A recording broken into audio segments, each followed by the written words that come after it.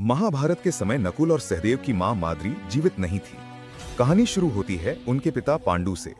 पांडु को एक महर्षि के शाप के कारण यह वर मिला था कि वे किसी भी स्त्री के साथ संबंध बनाएंगे तो उसी क्षण उनकी मृत्यु हो जाएगी। यही कारण था कि पांडु संतान की इच्छा होने के बावजूद असहाय थे।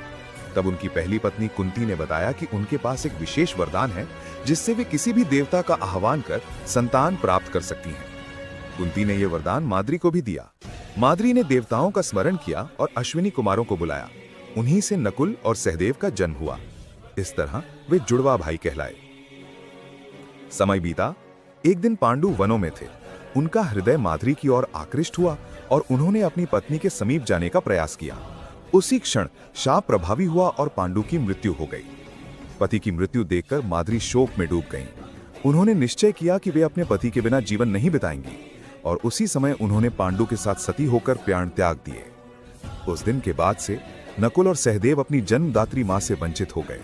उनका पालन पोषण, शिक्षा और संस्कार सब कुछ उनकी सौतेली मां कुंती ने किया। इसी कारण महाभारत युद्ध के समय जब अर्जुन, भीम और युधिष्ठिर की माता कुंती उनके साथ थीं, तब नकुल और सहदेव के लिए भी वही मां बनी। इसलिए याद रखिए, महाभारत युद्ध में नकुल और सहदेव की मां माद्री मौजूद नहीं थी, बल्कि उनकी देखभाल करने वाली केवल कुंती ही थी।